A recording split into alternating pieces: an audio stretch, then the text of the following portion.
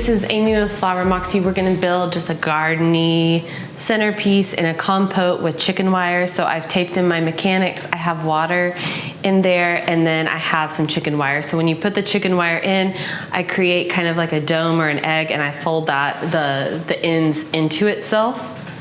And we'll go ahead and get started. This is a small compote, but that does not mean it's gonna be a like small centerpiece. I prefer to work in small things so I can build larger arrangements. We've got some Quicksand Roses, and we're gonna start this time with our heavier things. So you can always start with greenery, that's never wrong.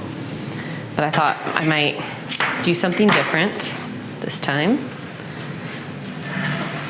And I've got a little Lazy Susan, and that's always really helpful to have when building centerpieces. And I don't need it for this because I've got a high table, but if I'm working on a lower table, I'll put like a little crate or a box and then build my centerpiece on top of that, just because it helps when it's a little bit higher. So we're gonna put in our larger pieces. We're gonna work in some greenery, and we're just gonna have fun with it. Not a lot of tension or rules, and we're gonna keep twisting our Lazy Susan, or you're just gonna like have one really great side and then one side that you don't care about.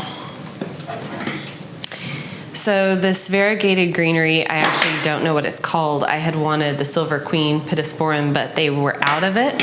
So this was the closest thing. And this little bouncy guy is Delphinium, also known as Pennycrest.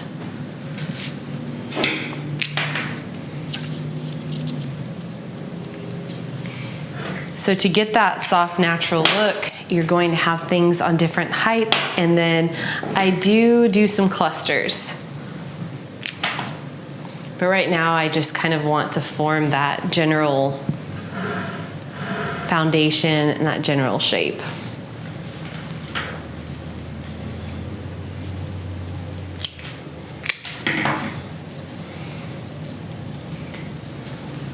So I like this greenery because I feel like it can kind of spill out. So we're gonna work in a few of these harder pieces, which are Delphinium, and why I say harder is because they're very linear, so sometimes they can be awkward to work with. But as long as we elevate them with other bouncy things, they're not just gonna stick out like a sore thumb.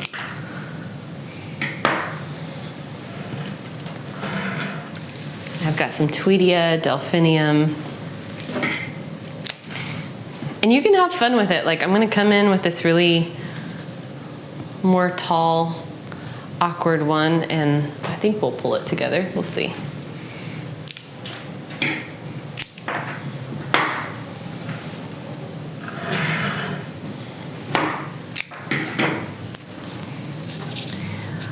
One reason why I like chicken wire over floral foam is, of course, we know that floral foam isn't really eco-friendly. It's not natural, obviously, and so I don't feel like the stems can drink as great when they are in floral foam, so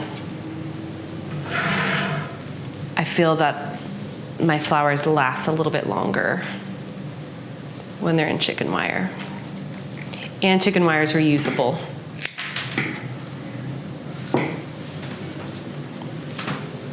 So let's get into our bouncier guys. We've got this really nice Butterfly Ranunculus. Sorry, it took me a second. I kept wanting to say Lisianthus. This is what I did want, or I did want Lisianthus, but they were out of it. And I didn't order in advance, so you get what you get, right?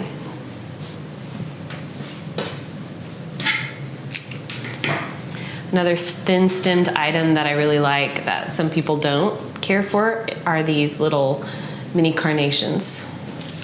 So if you're a new florist, you're gonna be really snobby about the flower types that you like, and that's just normal. We all started there, but you're gonna get bored of the stuff that you like, and you're gonna wanna branch out, and then you're gonna have a floral hero, like somebody that you follow on Instagram that you love their work, and they're going to bust out an unexpected flower that you thought you didn't like, and then all of a sudden you end up loving it. So that happened to me with mini carnations. I would never buy them. I was real snobby about the whole thing. And then I had this like Floral Hero Amy Osaba, or it was Sarah Winward, one of the two. But they started using them, and then they were okay. So what I'm doing is I'm just creating movement and shape. I more sink the less expensive flowers in, so those volume flowers or filler flowers like this cushion flower, I can kind of sink in and have it be like a foundational element. And then my floaty flowers, I'm gonna let just float above the centerpiece, and my more expensive flowers, I want to spill out. So that's how I decide what goes where. And I just kind of alternate what I pick and choose.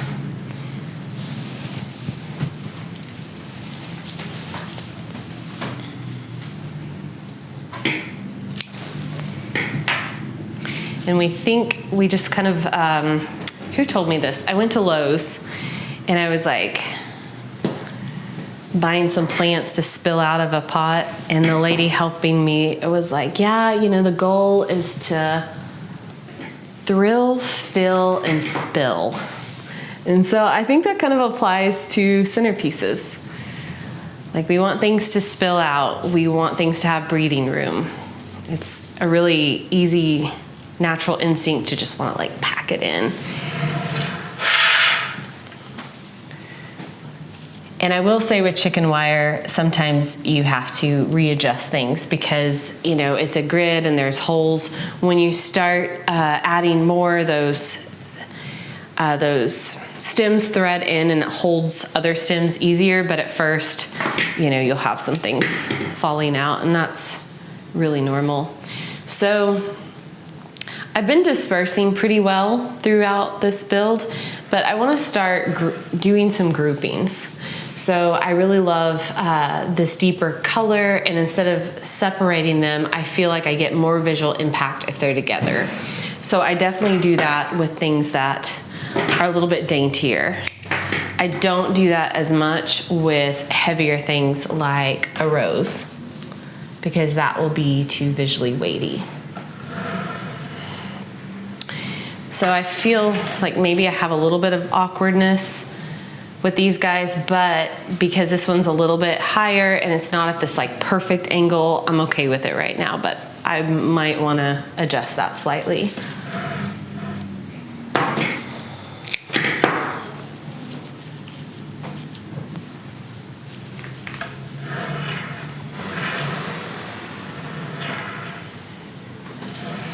So if we kind of look right here, that's nice, but maybe it's a little bit heavy.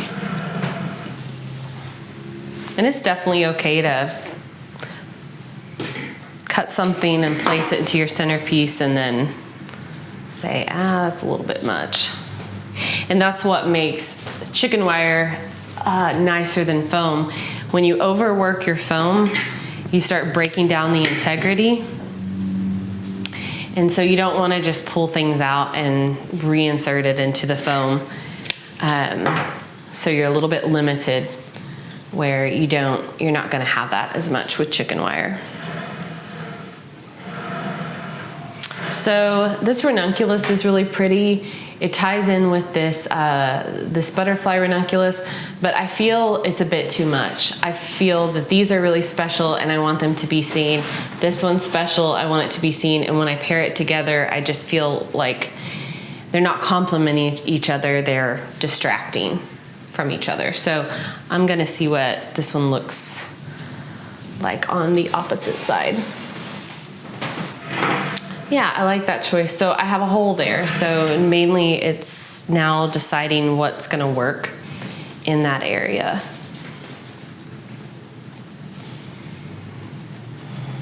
I feel maybe we can get some greenery. So a lot of times you'll see that I will start out greening something out. And while that's great, I don't stop. It's not that I green something out and then just stop with the greenery. I'll come back in if I feel it's needed.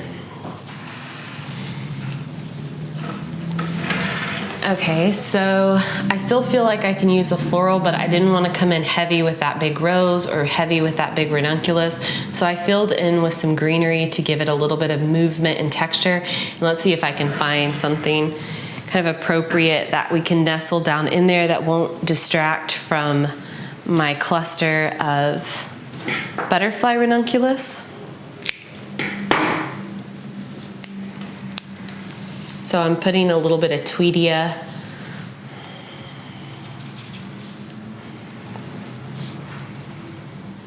And then I just, yeah, I still feel kind of like I want something right here.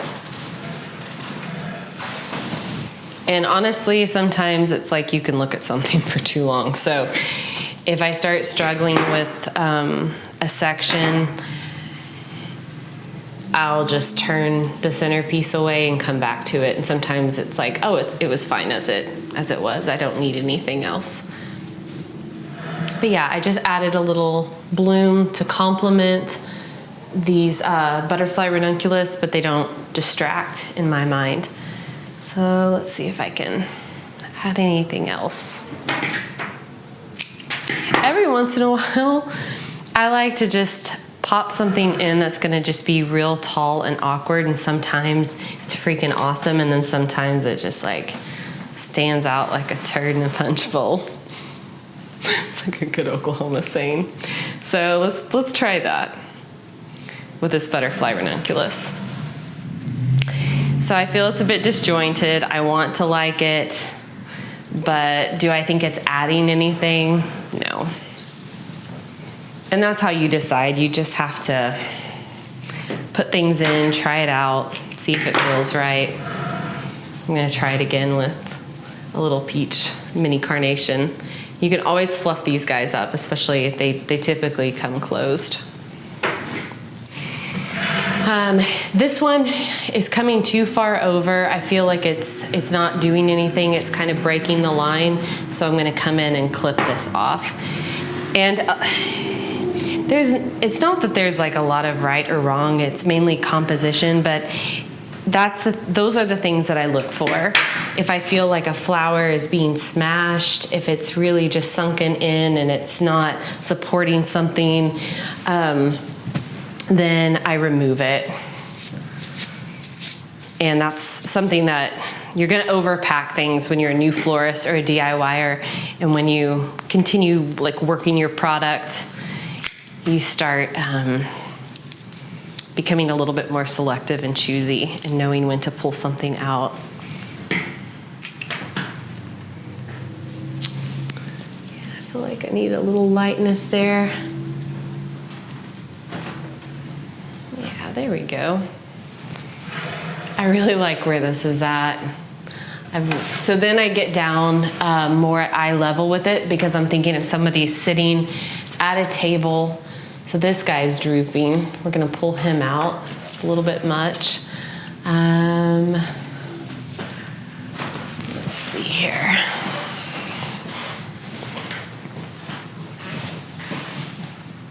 And sometimes just tucking in some greenery makes all the difference.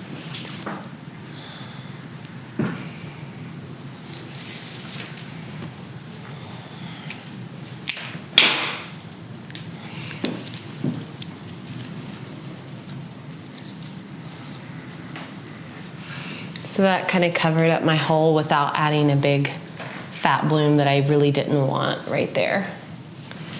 So I'm spinning it around. I see some tape, some mechanics, and holes. So I usually look around for more inexpensive things to go right there to fill that in. And we cut it shorter and get a little bit tighter. Mainly I don't want to see my mechanics. Let's see if I can tuck this guy in here.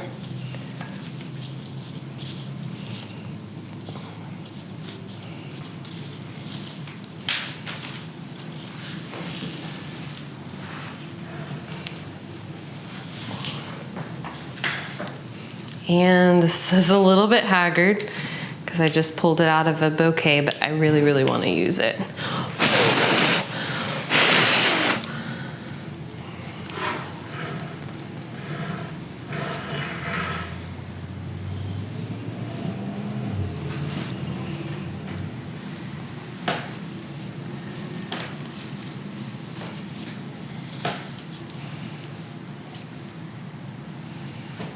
But we're back to where I started, where I have the butterflies and then this one.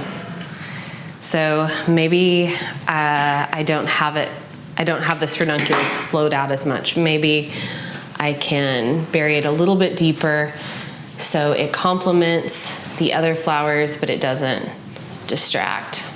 So that's what I'm going for.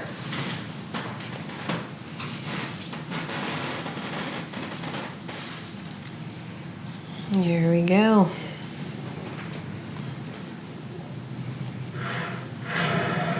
And you can sit and spin this and add to all day long, but I think we're at a good stopping point. So this wasn't extremely stressful. I just started out with my bigger items, worked my way down to my smaller items. I kind of created a shape that I like. I wanted a little bit of whimsical. I had these more linear flowers and I balanced them out by having a few floaty and bouncy things so it's not like this rounded bouquet with these, you know, twigs sticking out of it. So this is just a soft, natural arrangement made in chicken wire. If you have any questions or requests, leave them in the comments below and visit Flower Moxie. Thank you so much.